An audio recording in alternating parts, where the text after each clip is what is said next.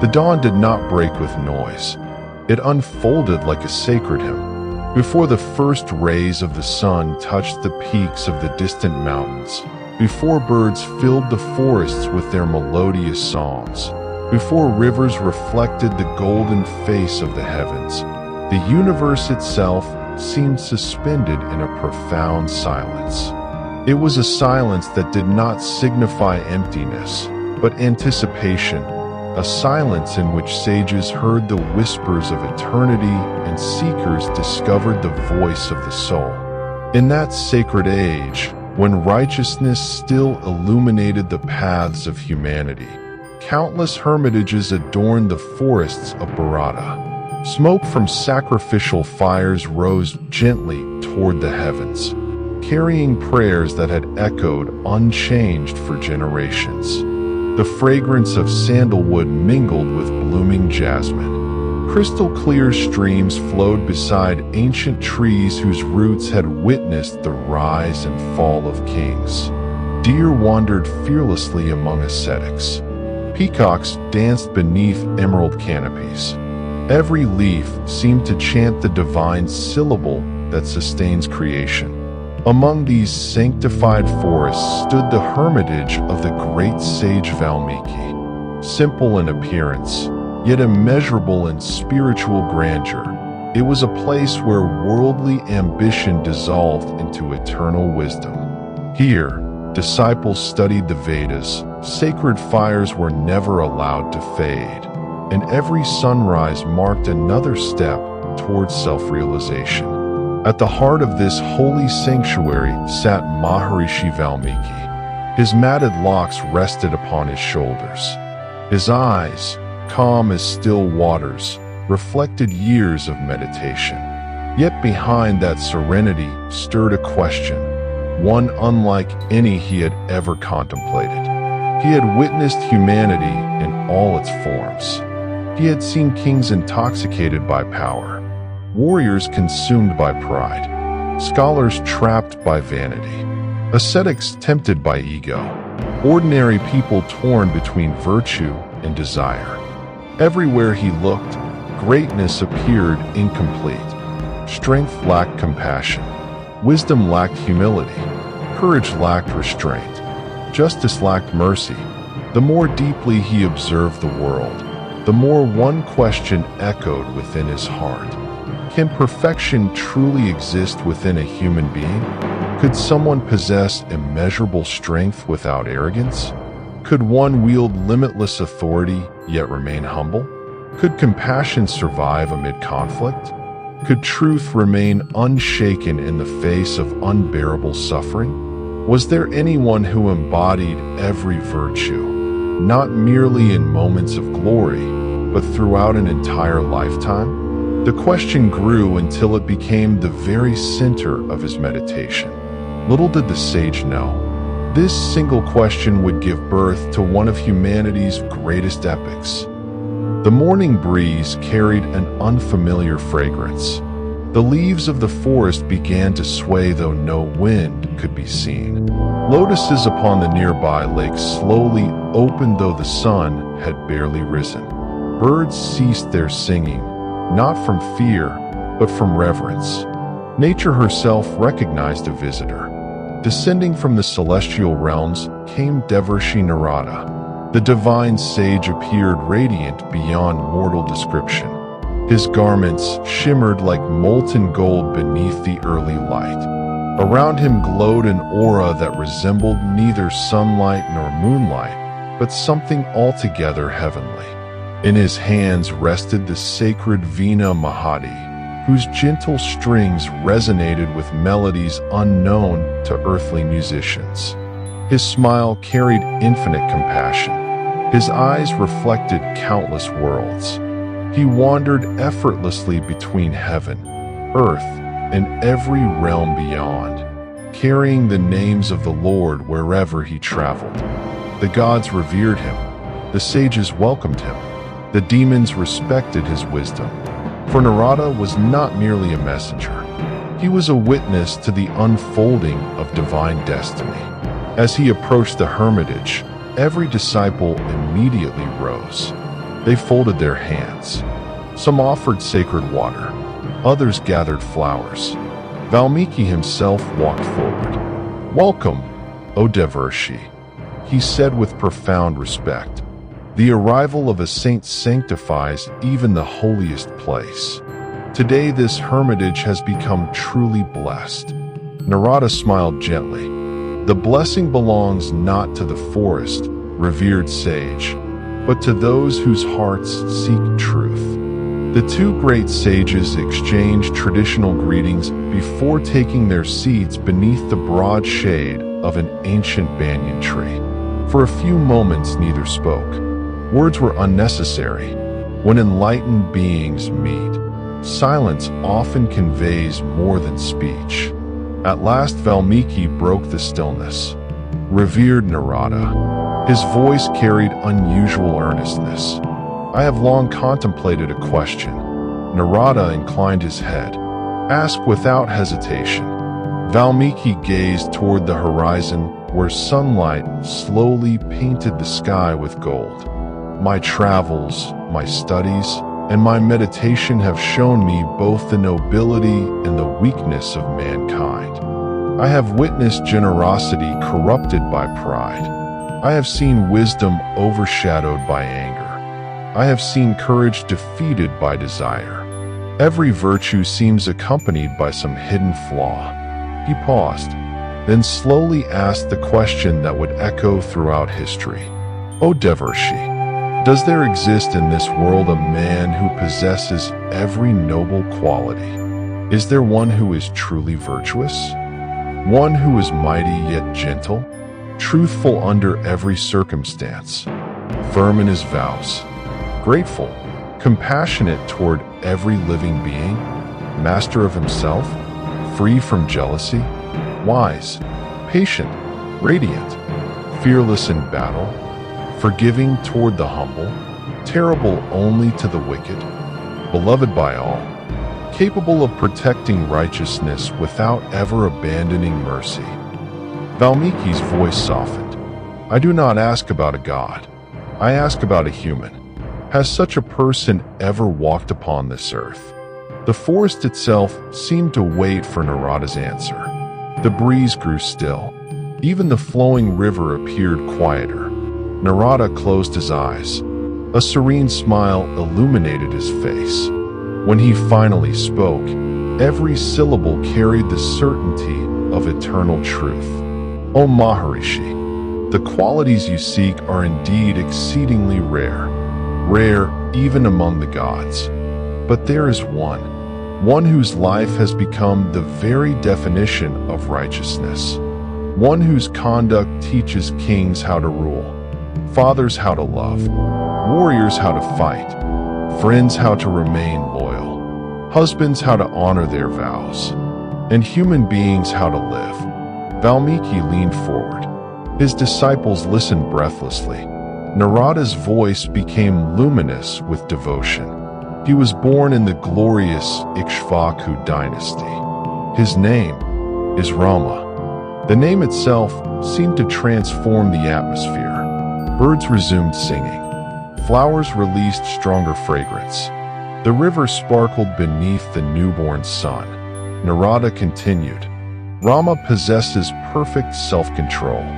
He has conquered anger before conquering enemies. He speaks only truth. His promises are stronger than mountains. He protects those who seek refuge. He honors saints. He respects his parents beyond life itself. He is learned in the Vedas, skilled in every weapon, yet never intoxicated by knowledge or strength.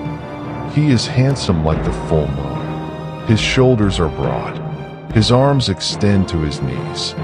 His eyes resemble lotus petals. His voice carries the depth of thunderclouds. But greater than his beauty is his character. When praised, he remains humble. When insulted, he remains composed. When wronged, he seeks justice, not revenge. When victorious, he never humiliates the defeated. When burdened by sorrow, he never abandons righteousness. Valmiki listened with growing wonder. Narada's words did not describe merely a prince. They revealed the living embodiment of Dharma itself. The sage asked softly, "Can one truly remain steadfast under every trial?" Narada answered, "Only because Rama's strength arises not from power, but from truth.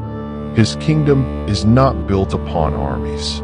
It rests upon character. His authority comes not from the throne. It flows from virtue." The divine sage's eyes grew distant, as though witnessing events across time itself. "You ask whether perfection exists. I answer, look to Rama." The name lingered in the air like the resonance of a sacred bell. Rama. It was more than a name. It was a vibration, a sound that seemed to awaken every corner of the forest. The towering sal trees stood unmoving, as though they themselves wished to hear what Devarshi Narada would say next. The gentle river flowing beside Valmiki's hermitage slowed into a whisper. Birds rested upon branches without a flutter of their wings. Even the wind carried itself with reverence. Maharishi Valmiki remained silent. His eyes never left Narada's face. The sage had asked a question that had troubled his heart for years. Now, before him sat the one celestial seer who had witnessed the movements of kings and gods alike. If anyone knew the answer, it was Narada. The divine sage rested his veena beside him. His radiant face glowed with devotion.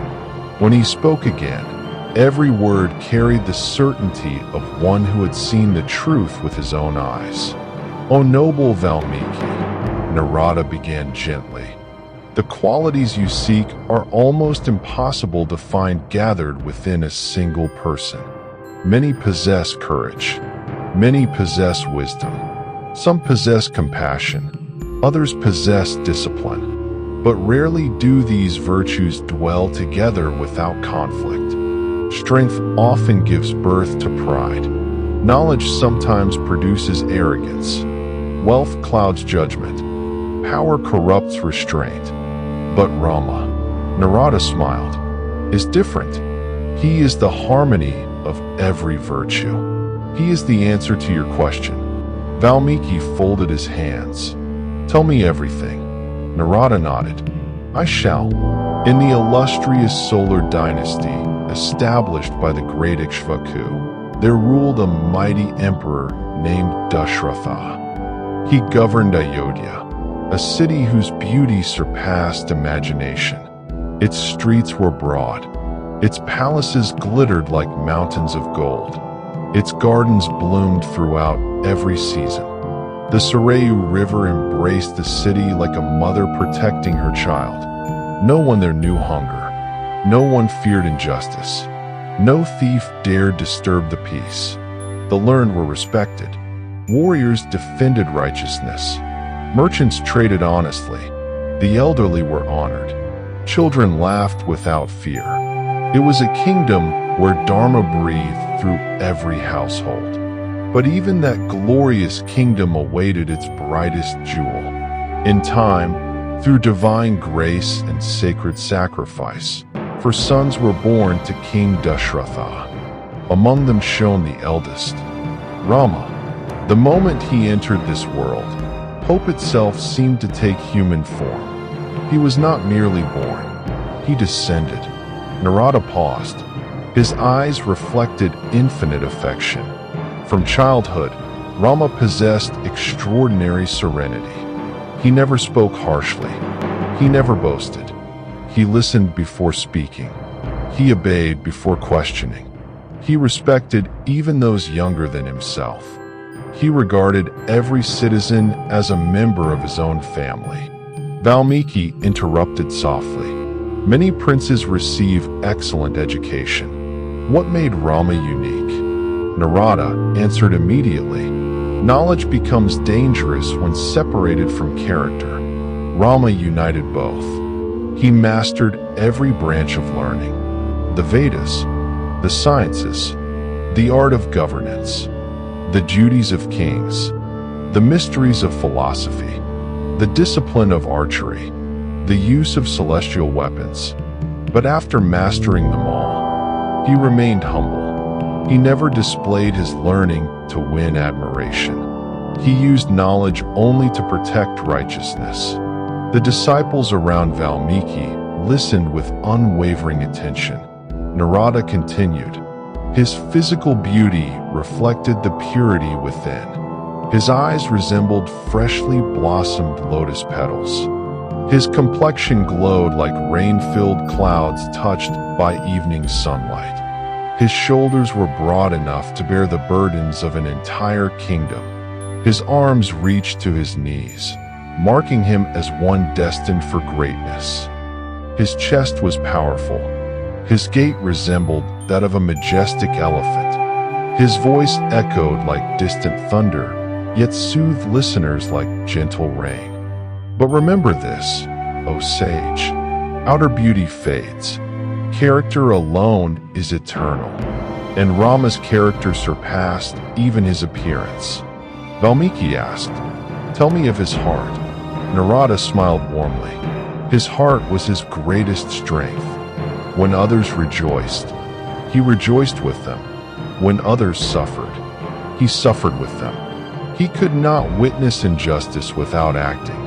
He could not witness sorrow without offering comfort. He never ignored the cries of those seeking refuge. To the frightened, he became courage.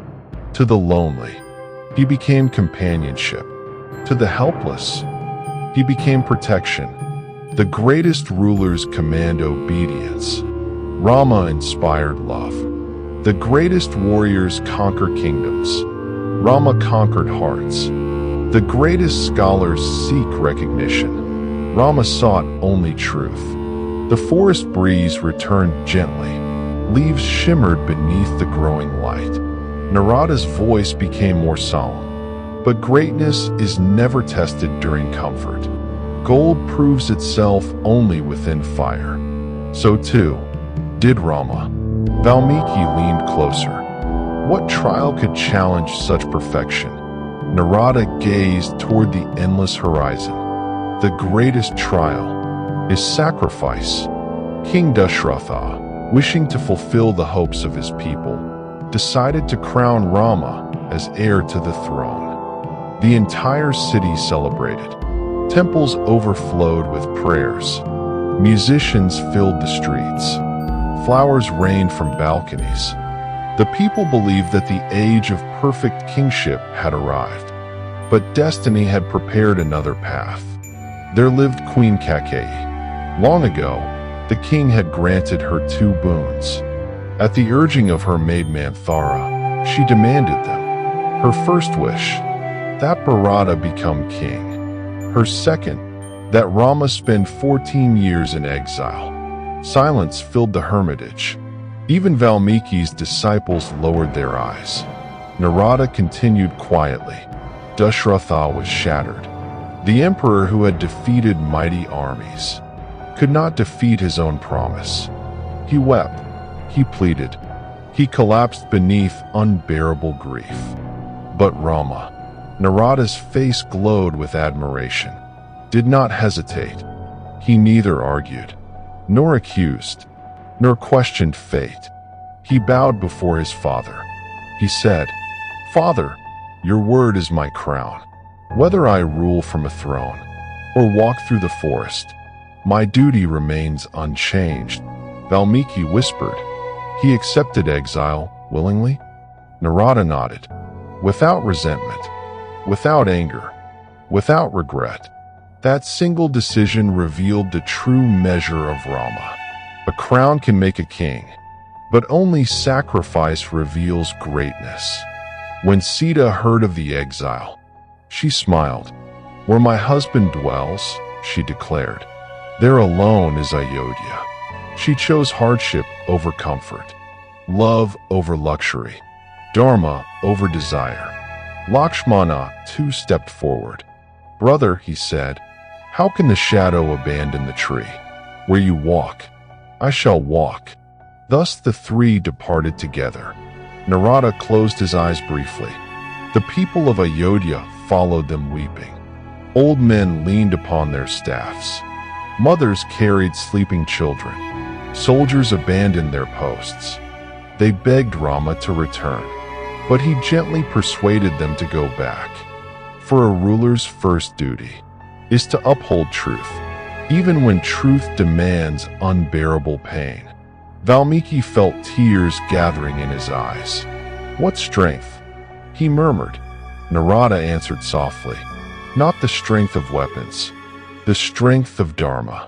The divine sage lifted his gaze toward the endless sky. But exile was only the beginning. The forests would become Rama's classroom, the sages his companions, the demons his adversaries. The world itself would witness how righteousness walks through suffering without losing its light. Narada's voice slowed. As the years passed, the greatest challenges still lay ahead. A golden deer, a broken promise, a terrible abduction, an ocean that would have to be crossed, a kingdom of demons, and a war whose outcome would shape the destiny of the world. Valmiki listened in complete silence. His heart had already begun to recognize that this was no ordinary prince. This was the living embodiment of Dharma, walking among humanity, not to display divine power, but to demonstrate how a human life could be lived in perfect righteousness. And Narada had only begun his tale. The forest had fallen into silence unlike any before. The sacred fire crackled softly between the two sages, sending slender streams of fragrant smoke into the clear morning sky. The disciples sat motionless, afraid that even the sound of their breathing might interrupt the flow of a story destined to outlive kingdoms, civilizations, and ages. Maharishi Valmiki's heart was no longer merely curious. It was captivated. The prince whom Narada described was unlike any hero known to history. His greatness did not arise from miraculous victories alone, but from an unwavering commitment to righteousness, even when that path demanded immeasurable sacrifice. Valmiki folded his palms once more.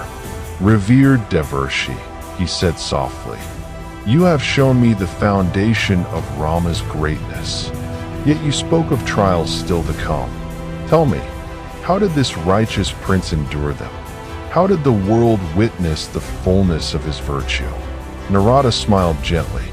"The story now enters the fire through which gold reveals its purity. Having left Ayodhya," Narada began, "Rama, Sita, and Lakshmana entered the forests not as exiles burdened by resentment, but as pilgrims walking the path of Dharma. The palaces of Ayodhya disappeared behind them. The cries of the citizens faded into the distance. In their place came towering forests where ancient trees stretched toward the heavens. Rivers flowed untouched by cities, and the chants of sages echoed through secluded hermitages. For 14 years, the forest became their kingdom. Rama protected ascetics from the cruelty of Rakshasas. He honored every sage. He regarded every creature with compassion. He accepted hardship with serenity. Valmiki asked, "Did he never lament the loss of his kingdom?" Narada replied, "Not once, because Rama understood that a throne does not create righteousness. Righteousness sanctifies the throne. But Dharma is tested when evil disguises itself as beauty." One day, a wondrous deer appeared before their forest dwelling. Its golden body shimmered like sunlight upon flowing water. Sita beheld it with delight. "Rama," she said, "if possible, bring this beautiful creature to me." Though the deer was in truth the demon Maricha in disguise, Rama wished to fulfill Sita's innocent desire. He pursued it deep into the forest. When struck by Rama's arrow, Maricha cried out in Rama's own voice, "Ah, Lakshmana, Save me." The cry echoed through the woods. Sita's heart trembled. Though Lakshmana knew no danger could befall Rama, he could not ignore her distress. Reluctantly, he departed, and in that brief moment, darkness entered the forest. Ravana, the mighty king of Lanka, had long desired revenge. Disguised as a wandering ascetic, he approached the lonely hermitage. He spoke sweetly, but beneath his gentle words burned arrogance and desire. When Sita refused him, Ravana revealed his true form. The earth seemed to tremble. The sky darkened. He seized Janaki and rose into the heavens upon his celestial chariot. Sita cried out, "Rama, Lakshmana." Her voice echoed through forests and mountains. Even nature mourned. The trees bent low. The rivers seemed to weep. The birds scattered in grief. Valmiki lowered his head. "What sorrow is greater than this?" Narada answered, "For one established in Dharma, separation from a loved one becomes not an occasion for hatred, but a test of endurance." As Ravana sped across the sky, one noble soul rose to oppose him. The aged king of birds, Jatayu, though old and weakened by time, he remembered his friendship with King Dashratha. He challenged Ravana, "As long as life remains within me, I shall not allow this crime." A fierce battle erupted in the heavens. Jatayu fought with astonishing courage, but Ravana struck him down. The great bird fell to the earth. His wings were torn. His body was broken, but his honor remained untouched. When Rama returned and discovered Sita was gone, grief pierced even his steadfast heart. He searched through forests. He called her name. He questioned rivers, mountains, trees, and birds. "Have you seen my beloved?" Finding the dying Jatayu, Rama knelt beside him. The noble bird spoke with his final breath. "Ravana has taken Sita southward." Rama embraced Jatayu as though embracing his own father. He performed the last rites himself. Valmiki whispered, even amid grief. He fulfilled Dharma. Narada nodded. Such was Rama. Friendship with Sugriva. The search led Rama to Mount Rishyamukha. There he met Sugriva, the exiled king of the Vanaras. Both had suffered injustice. Both had lost what they cherished. They formed a sacred alliance. Rama restored Sugriva's kingdom. Sugriva pledged the strength of the Vanaras in return. Thus friendship became another pillar of Dharma. Narada's face brightened with unmistakable joy, and among all the Vanaras stood one whose devotion would become eternal. Hanuman, strength beyond imagination, wisdom beyond scholars, humility beyond saints. He approached Rama not seeking a reward, but the privilege of service. The moment Hanuman spoke, Rama turned to Lakshmana and said, "No ordinary being speaks with such wisdom, purity, and grace." From that meeting arose one of the most sacred bonds ever witnessed. When the Southern Ocean blocked their path to Lanka, the Vanaras hesitated.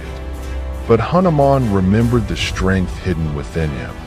With Rama's name upon his lips, he ascended a mountain peak. He bowed toward the north, where Rama stood. Then he leapt. The earth shook. The ocean roared. The mountains echoed. He flew across the limitless sea. Valmiki's eyes shone. Faith became wings. Narada smiled. Exactly. In Lanka, Hanuman found Sita seated beneath a great Ashoka tree. She wore no ornaments. Her face had grown thin through sorrow, yet her dignity remained untouched. Surrounded by the terrifying Rakshasas, she held only one treasure, her unwavering faith in Rama. When Hanuman revealed Rama's ring, hope returned to her eyes. She did not rejoice merely because rescue had come. She rejoiced because righteousness had not abandoned her. Rama's army reached the ocean. With determination and divine purpose, a bridge was built across the sea. Stones floated. Hope advanced. The armies entered Lanka. There followed a battle unlike any before. Kumbhakarna fell. Indrajit fell. Countless mighty warriors perished. At last, Rama and Ravana stood face to face. Valmiki asked, "Was Rama driven by anger?" Narada replied firmly, "No, he fought not for revenge. He fought because Dharma demanded that arrogance and oppression be restrained."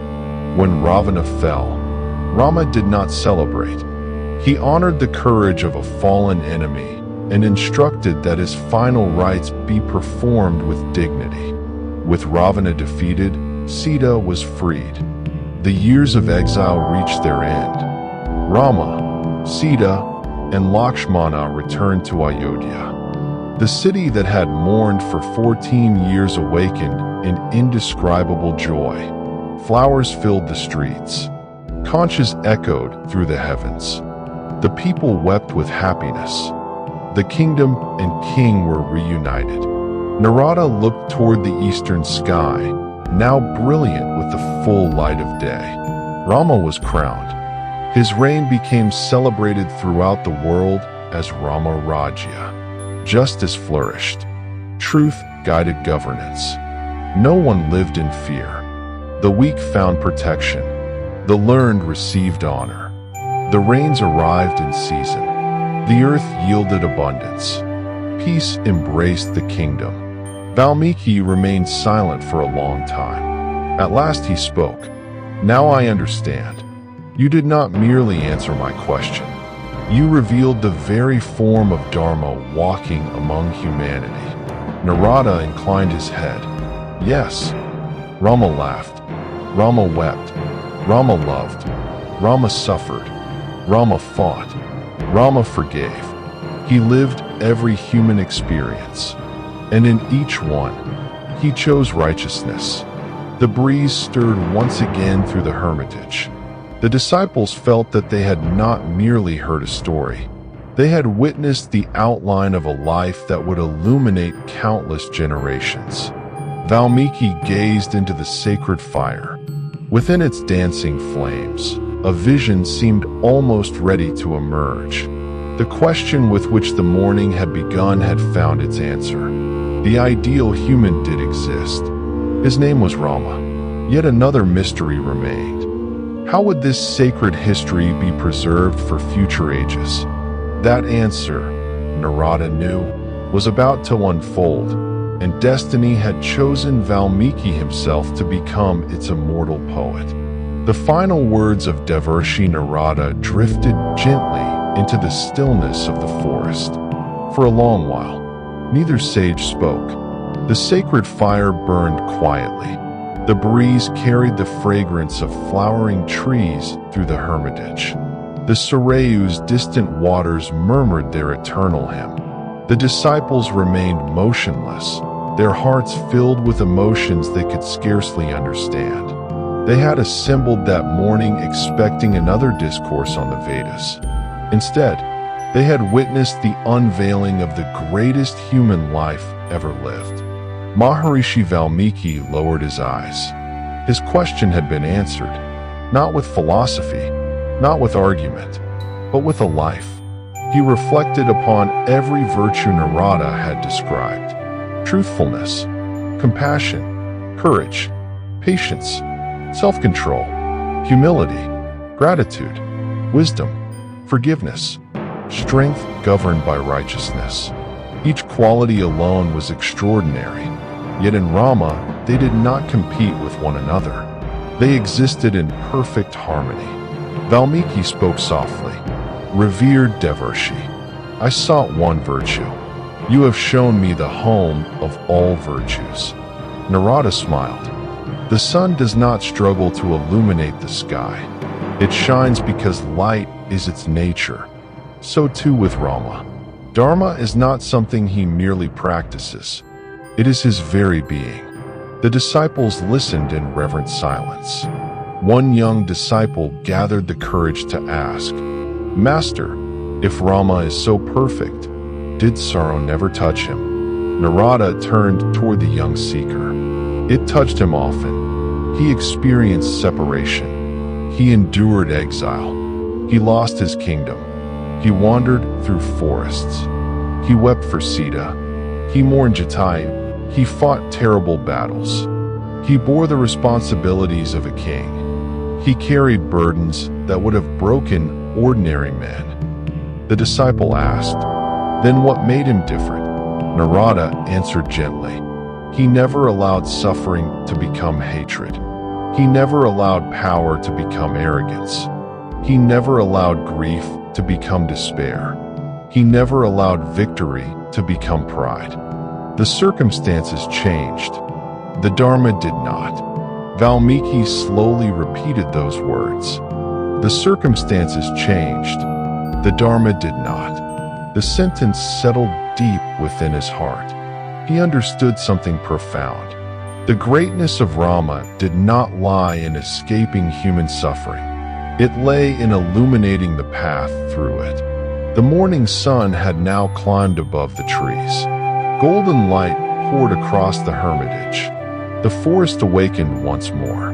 Peacocks called from distant hills. Deer emerged cautiously from beneath flowering shrubs. Bees wandered among lotuses blooming upon the quiet lake. Nature itself seemed transformed. Or perhaps, it was the hearts of those listening that had changed. Narada rose gracefully. His veena rested once more in his hands. The instrument seemed almost alive, as though every string vibrated with the sacred name of Rama. Valmiki immediately stood. So did every disciple. They bowed deeply before the celestial sage. "Must you depart so soon?" Valmiki asked. Narada's eyes sparkled with gentle compassion. "The worlds are vast, O Maharishi. Many seek guidance. Many await the remembrance of the divine. My journey never truly ends." He paused. "But know this. The story I have shared is not merely the history of one king. It is the mirror of righteous living. So long as mountains stand upon the earth, so long as rivers flow toward the ocean, so long as human beings seek truth, the glory of Rama shall never fade." The disciples felt chills at those words.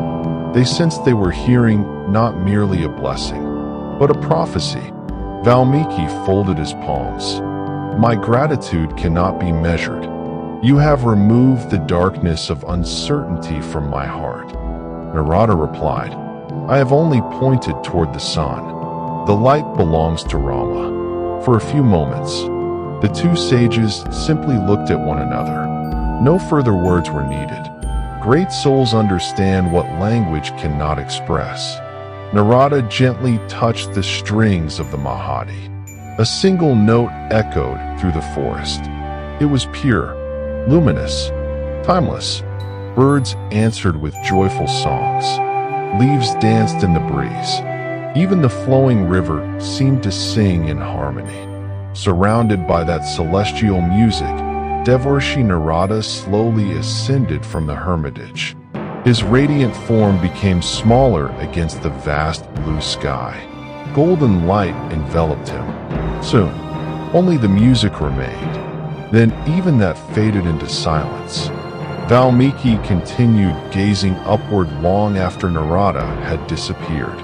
His disciples waited respectfully. At last one of them spoke. "Master, what occupies your thoughts?" Valmiki answered without moving his eyes from the heavens. "I have spent years searching for the highest ideal. Today, I have found him, but the world has not."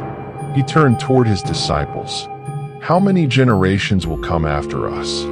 How many children will seek examples of truth? How many rulers will struggle to understand justice? How many ordinary people will search for hope when sorrow enters their lives?" If the life of Rama remains unknown, what a loss that would be for humanity. His words lingered in the hearts of every disciple.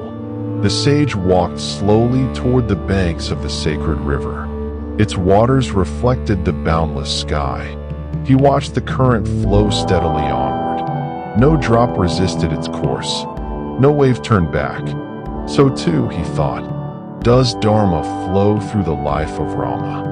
Unbroken, pure, eternal. The river whispered across smooth stones. The wind stirred the branches overhead. Every sound seemed to carry a single message. Rama, not merely a prince, not merely a king, but the highest expression of what a human life can become when every thought, every word, and every action is offered to Dharma. Thus ended the conversation between Maharishi Valmiki and Devarshi Narada. A question born from sincere inquiry had found its answer.